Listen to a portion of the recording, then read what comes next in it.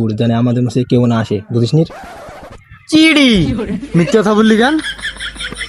ও যদি আমাদের মসজিদে আসে তাহলে একটা লোক বাড়বে না, আর একটা লোক বাড়লে একটা প্লেট কমবে না, আর একটা প্লেট কমলে আমাদের ভাগ দিয়ে কমে দেবে। তাহলে কাল উঠ বোঝে না। আর মাথায় ব্রেন শট।